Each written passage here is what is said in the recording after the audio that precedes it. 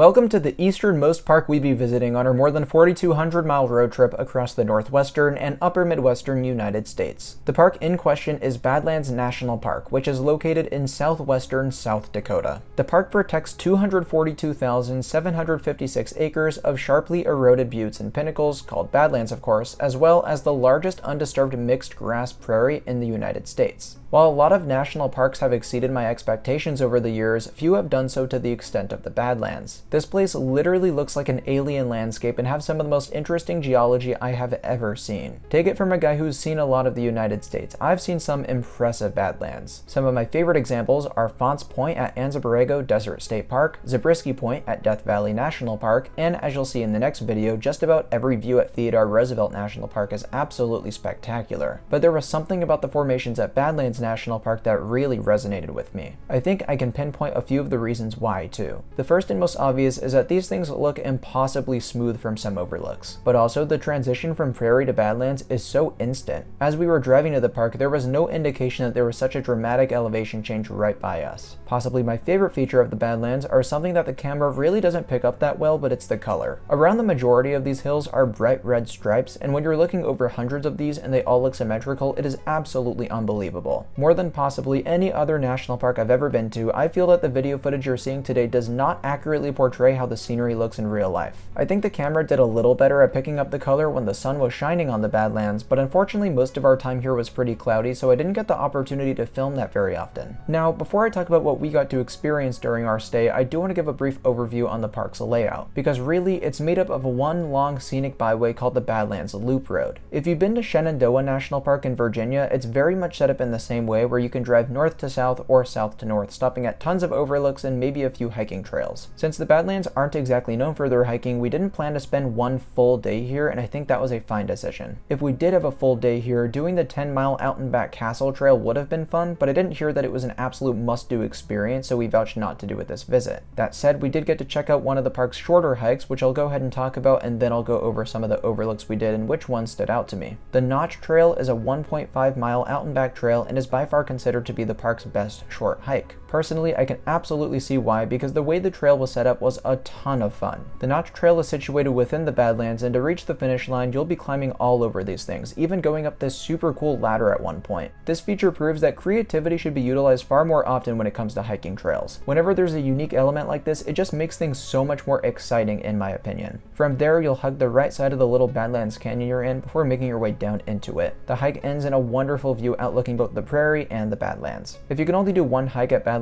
National Park, check out the Notch Trail. It's not that much of a time commitment, and it was one of my favorite things I got to do in the park. Even compare this to the one other hike we did here, the Cliff Shelf Nature Trail, it was an absolute blowout. Cliff Shelf was a pleasant experience, offering similar views and taking you through some of the only trees you'll find in the national park. If you notice that little forest beneath you at the final overlook of the Notch Trail, this is that exact same one. I definitely thought they did a good job building this trail, but considering the views are more or less the same to that of the overlook on the Notch Trail, I think it's probably skippable. Now let's talk about the park's real official overlooks, and there's a ton of these located along the Loop Road. By the way, if you're planning to visit the Badlands, the best tip I can give is to start in the eastern side of the park where the Notch Trail is, and then make your way to the western side of the park. This is because my favorite view by far was the one at the very end, which I'm not going to reveal yet, but take my word for it, it is amazing. Coming from the east entrance, the first pullout you'll encounter is the big Badlands overlook. This was definitely one of the better overlooks in the park, or maybe I was just so taken back by the landscape since this was our first impression of the Badlands. Like I said, you can't see anything driving in, so when you get here, this is it. I'd also like to say this is one of the better overlooks to see the red stripes I was referring to, but once again, the camera doesn't do the best job at showcasing that. I think what it is the GoPro likes to darken the footage, but if I show you some pictures, you can see that it's a whole lot lighter out and the color is far more pronounced. I'll try to throw in a picture every now and then to give you guys some context as to what I'm talking about, but otherwise, all I can do is tell you guys that you have to come and see it for yourself. But we're only just getting started. The next stretch of the Loop Road takes vehicles into the Badlands, which is really quite awesome actually. I enjoyed getting an up-close look at some of these formations just from being in the car. The next overlook is going to be the White River Valley overlook, where we had a super cool wildlife encounter. We got to see an incredibly beautiful snake slithering right along the Badlands. I actually got this pretty cool shot on my phone where I was focused on the snake, but then zoomed out to give some perspective as to how large the Badlands really are. The view itself was great, but not a highlight of the park since there is some stiff competition. The next overlook, called Bigfoot Pass Overlook, was definitely a sleeper hit. The elevation on this one wasn't as dramatic as some of the others, but I really liked this boardwalk trail leading out to a view with some of the most pronounced color composition in the park. I mean, even the GoPro was able to capture this very nicely. Panorama Point was the next overlook on our list, and this one was definitely really great. You have another pathway building up to the overlook, this time over the absolutely gorgeous grass prairie, which transitions immediately into the Badlands. The view itself was also quite expansive. The next stretch of the road is where the wildlife started to get crazy, with a classic prairie dog town to start things off. I really think the prairie dog should be the state animal of South Dakota because they are everywhere in the state. And this might have been one of my favorite prairie dog towns we saw just because of how nice the prairie grasses looked. But also, in more trafficked parks like this, the prairie dogs are much more comfortable around humans, which therefore meant I was able to get some closer shots than I normally would. But then came the kicker, which was our first time ever seeing bighorn sheep in the wild. The bighorn sheep is a species of sheep native to North America named for their incredible large horns. I mean, I know they're a little far in the footage I captured, but do you guys see how amazing their horns are? I've truly never seen anything quite like them. Though bighorn sheep have had an unfortunate history of a declining population, Badlands National Park serves as a home for 250 of the 80,000 bighorn sheep which exist in the US today, and hopefully in the future, more are introduced to the park.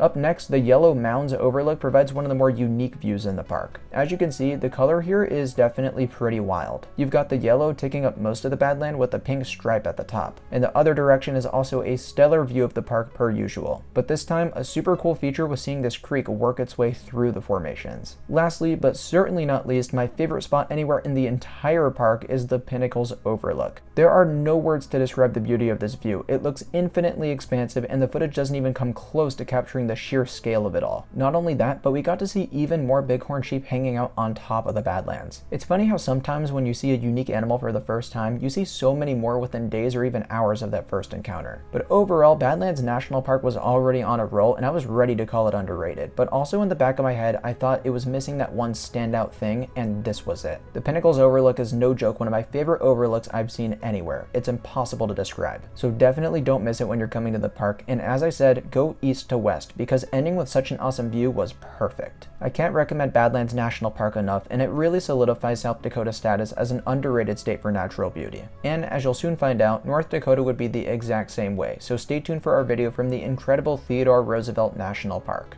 If you enjoyed, feel free to give this video a like and subscribe to Travel Dash for more content like this in the future. Until next time, we'll see you all very soon. Bye guys.